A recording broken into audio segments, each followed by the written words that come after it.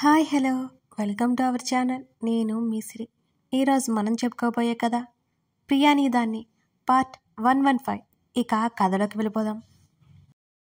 అవని భుజం మీద అతని చెయ్యి పడడంతో నిటారుగా కూర్చుంది అవని. అతని పెదవులు ఆమె వీపు మధ్య భాగంలో చేరడంతో కళ్ళు వెడల్పు చేసి ఊపిరి బిగబట్టింది. మెల్లిగా అతని పెదవులు పైకి కదులుతుండటంతో ఆమె కనులు మత్తుగా మూసుకుపోయాయి. తన మోకాల మీద తన చేతులతో గట్టిగా పట్టుకుంది. అతని పెదవులు ఆమె మెడవంపులో చేరగానే తల పక్కకు వాల్చేసింది. ఒకవైపు ఆమె హావభావాలను గమనిస్తున్నాడతను. అతని చెయ్యి మెల్లిగా ఆమె చుట్టూ చేరింది. అవని తల వెనక్కి వాల్చేసిందిక. ఆమె భుజం మీద చీరతో పాటు బ్లౌజ్ని పక్కకు లాగేయడంతో ఆమె పాదాల వేళ్ళు ముడుచుకుపోయాయి. ఆమె కళ్ళను మరికాస్త గట్టిగా మూసివేసింది. అప్పటి వరకు ఆమె ప్రేమమాయలో ఉన్న అతను ఆమె భుజం మీద వెడల్పాటి మచ్చ కనిపించగానే ఇహలోకంలోకి వచ్చి పడ్డట్టు ఉలిక్కిపడ్డాడు. అప్పటికే తన నడుము చుట్టూ పడ్డ అతని చేతి మీద చేయి వేసి గట్టిగా పట్టుకుంది అవని. ఆమెలో అణువణువు వణికిపోతోంది. ఆమె తెల్లటి భుజం మీద మరింత తెల్లగా కనబడుతోంది ఆ కాలిన మచ్చ.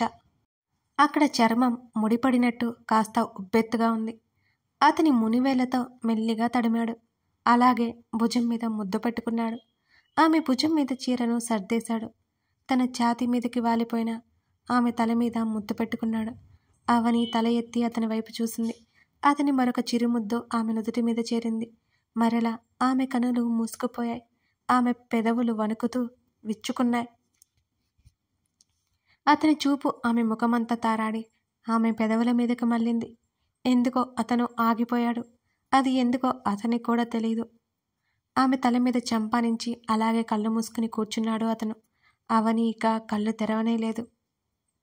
ఆమె మెడ చుట్టూ అతని చెయ్యి ఒకటి ఉంది. మరొక చెయ్యి ఆమె నడుము చుట్టూ ఉంది.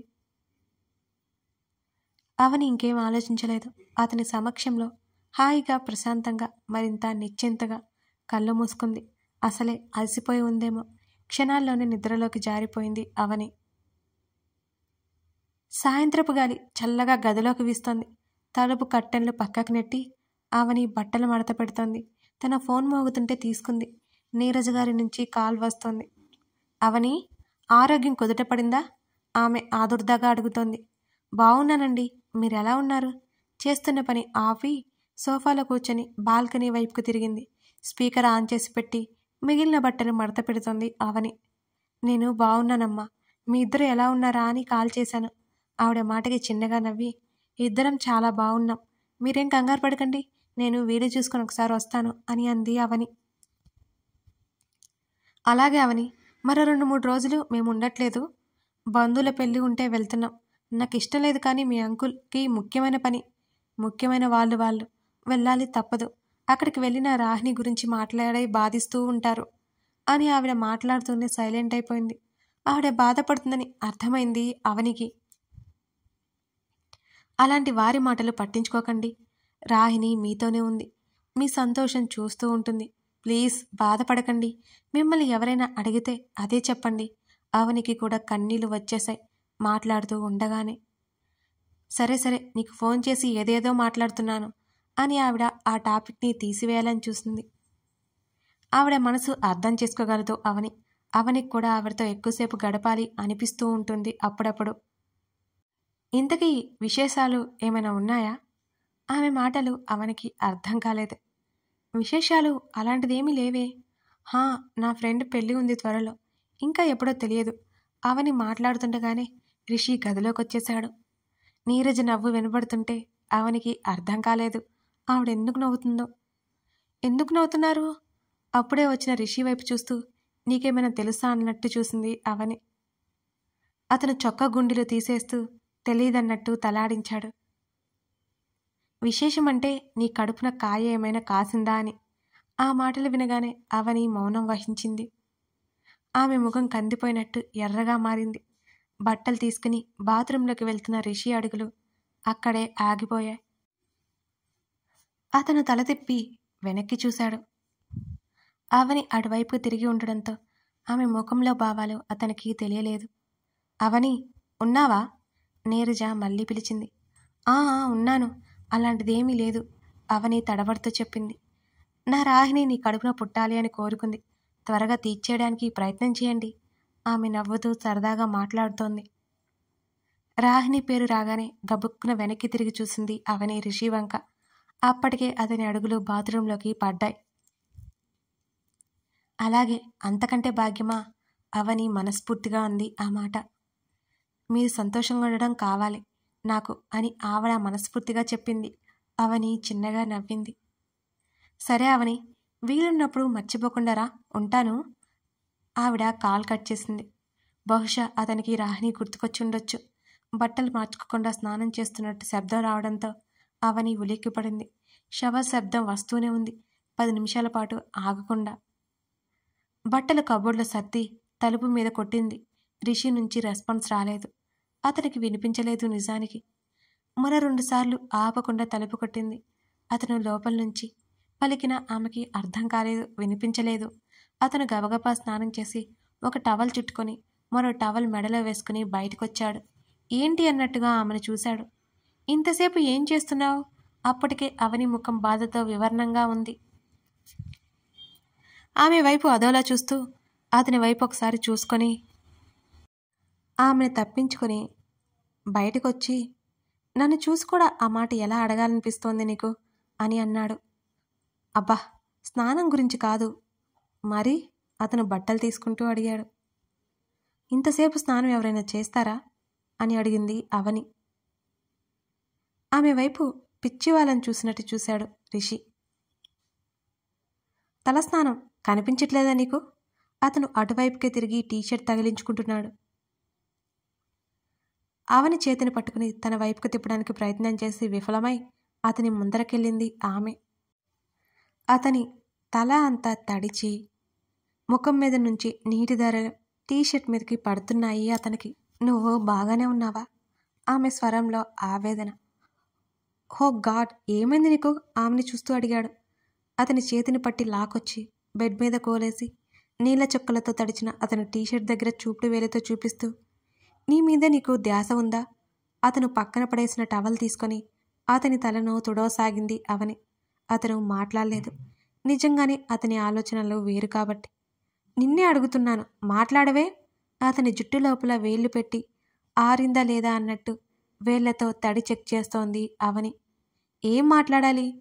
నువ్వేమనుకుంటున్నావో అది అంటూ మరోసారి అతని తల తుడిచి అతని నుదురు వరకు పడుతున్న జుట్టును సరిచేసింది అవని. అతను మాట్లాడలేదు. అతనిలో అపరాధభావం ఎక్కువైపోతుంది. ఆంటీ మాట్లాడిన తర్వాత ఇలా అయిపోయావు నాకు తెలుసు, కానీ నువ్వు ధైర్యంగా ఉండాలి. నువ్వు నిజాన్ని యాక్సెప్ట్ చేయాలి.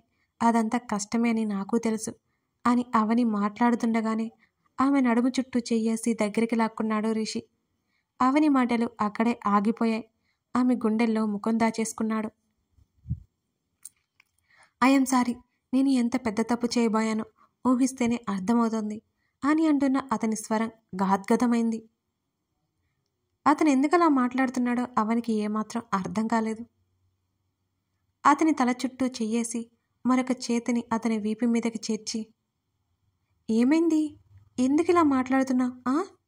అతను అలా అయిపోతే ఆమె అసలు భరించలేదు. అందుకే అడిగింది. అతను అలా ఉండిపోయాడు. అతని 2 చేతులు ఆమె నడుము చుట్టూ పెనవేసుకున్నాయి. మెల్లిగా అతని నుంచి దూరం జరిగింది. అతని చేతులు వదిలయ్యాయి. అతను ఆమె వైపు చూడలేదు. చూపులు పక్కకు మరల్చినట్టున్నాడు. అవనికి విషయం మెల్లిగా అర్థమవసాగింది.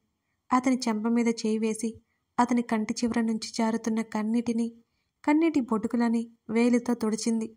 అతను గట్టిగా ఊపిరి తీసుకుంటూ ఆమె వైపు చూశాడు. ఆమె కళ్ళు నీటి కుండలే అయ్యాయి.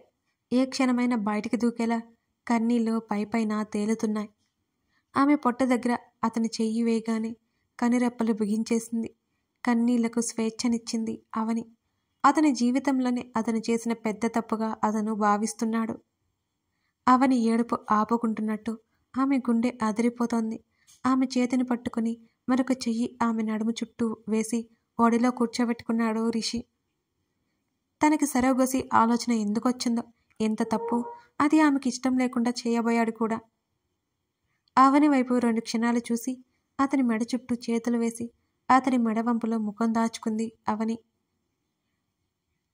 ఆమె ఏడుపు ఉధృతి ఒక్కసారిగా పెరిగింది. ఆమె వెన్ను నిమురుతూ మరొక చేత్తో కళ్ళు తుడుచుకున్నాడు. అతని చెయ్యి ఆమె వీపు మీద సున్నితంగా తారాడుతోంది. ఆమె బాధ, ఆమె గర్భంలో ప్రాణం పోసుకుంటూ ఛిద్రమైన బిడ్డ గురించి అయితే ఆమెని బలవంతంగా ఒప్పించి సరోగసి ద్వారా బిడ్డను అతనిక ఊహించడానికి కష్టంగా కళ్ళు మూసుకున్నాడు. అవని ఆ పని చేయలేను అంటూ ఏడవడం అతనికి గుర్తొస్తోంది. ఎవరి బాధలో వాళ్ళున్నారు. అవని కాసేపటికి కుదురుకుంది. ఆమె దూరం జరిగి కళ్ళు తుడుచుకుంది. అతని కంటి కింద తడి చూసి ఆమె కదిలిపోయింది. తన 2 చేతులతో అతని చెంపల మీద తుడుస్తూ, అవన్నీ మనం గుర్తు చేసుకోవద్దు అవని లోగొంతుకతో చెప్పింది అతనితో. అతను అప్రయత్నంగా ముఖం పక్కకు పెట్టేసుకున్నాడు. సిగ్గుగా ఉంది నాకు. అతని మాటలకి అవని హతాశురాలైంది. ఎంత వెధవ పని చేయబోయాను అని చెప్తూ ఆమెను చూడలేకపోయాడు. నీ స్థానంలో ఎవరున్నా అంతే చేస్తారు అని అతను బాధపడడం చూడలేక చెప్తోంది తను. అవన్నీ గుర్తు చేసుకోవడం తనకి మాత్రం ఇష్టం లేదు. కానీ అప్పటి పరిస్థితులు అలాంటివి. ఇప్పుడు అతను ఆలోచించే స్థితిలో లేడు. అలాంటి ఘోరమైన పరిస్థితిలో ఉన్నాడు. మరి లేదు, ఎవరున్నా అలా చేయరు, నేను మాత్రమే. ఆమె వైపు చూస్తూ ఆమె చేతిని చెంప మీద పెట్టుకున్నాడు రిషి. ఈ తప్పుకి శిక్ష ఏంటో నాకు తెలియట్లేదు. నువ్వు ఇలా మాట్లాడి ఇంకా సిగ్గుపడేలా చేస్తున్నావు. అతను అపరాధ భావంతో కృంగిపోతున్నాడు. అతని తలను మరోసారి హృదయానికి హత్తుకుంది అవని. నీకు చెప్పలేదు కదూ, ఈ ప్రపంచంలో నాకు అన్నిటికంటే విలువైనది ఏంటో తెలుసా? ఆమె అడుగుతుంటే అతను సమాధానం ఇవ్వలేదు. చెప్పు, ఆమె అతని జుట్టు సర్దుతూ అంది. తెలీదు, అతను సమాధానమిచ్చాడు. అది నువ్వే, నిజంగా అది నువ్వే. నీకెప్పుడూ చెప్పకపోవచ్చు, కానీ నువ్వేం చేసినా కోపం రాదని కాదు. కోపమైతే వస్తుంది, కానీ అది క్షణం కూడా ఉండదు. నువ్వేం చేసినా నాకు క్షమించబుద్దవుతుంది. అది పెద్ద తప్పులా అనిపించదు. అది ఎందుకో నాకు అర్థం కాదు. రిషి దూరం జరిగాడు. ఆమె ముఖంలోకి చూశాడు. ఆమె కళ్ళలో తన మీద ప్రేమ ఉట్టిపడుతోంది. ఇదే కదా తనని పాతాళంలోకి కూరుకుపోయేలా చేస్తుంది. తనేం చేశాడని ఇంత ప్రేమకు అర్హుడు? అతనికి ఎప్పటికీ అర్థం కాని చిక్కు ప్రశ్నే. ఇక అవన్నీ మర్చిపో, సరేనా? ఇదిగో, నువ్వు గుర్తు చేసే వరకు నాకే గుర్తుండవు. నువ్వు బాధపడి నన్ను బాధ పెడతావు. అవన్నీ మన జీవితంలో ముగిసిపోయిన అధ్యాయాలు. మన ముందు మన భవిష్యత్తు ఉంది. దాన్ని ఎంత అందంగా మలుచుకోవాలో ఆలోచించాలి. అతని కళ్ళల్లోకి చూస్తూ చెప్పింది అవని. అతనేం మాట్లాడలేదు. నేను ఇంతగా వాగుతుంటే నువ్వేంటి అని సమాధానం కూడా చెప్పావు. అవని చిరుకోపంగా ఉంది. అతను మామూలు అవ్వకపోతే తను అసలు తట్టుకోలేదు. మరి అతను చిన్నగా నవ్వినట్టు పెదవులు సాగదీశాడు. నీకు చెప్పడం మర్చిపోయాను. ప్రదీప్ ఎంగేజ్మెంట్కి కూడా వెళ్ళలేదు. కనీసం పెళ్ళికైనా వెళ్ళాలి, పంపుతావా అని అడిగింది అవని. ఆ సమయాన్ని తేలిక చేయాలనేది ఆమె ప్రయత్నం. మరి అతని మీద నుంచి లేచి పక్కన కూర్చోడానికి చూస్తుంటే అతని చేతులు ఇంకా ఇంకా ఆమె చుట్టూ బిగుసుకున్నాయి. కథ కొనసాగుతోంది. అవని రిషి సరికొత్త ప్రేమ ప్రయాణం. అదే పెళ్లి తర్వాత ప్రేమ ప్రయాణం. మీకు ఎలా అనిపించింది? ఏమనిపించిందో కామెంట్ చేయండి. అలాగే కథ నచ్చితే లైక్ చేయండి. మీరు లైక్ చేస్తేనే కదండి నేను ఇంకా ఇంట్రెస్టింగ్గా ఇవ్వగలను. మన ఛానల్కి కొత్తగా వచ్చినట్లయితే సబ్స్క్రైబ్ చేసుకోండి.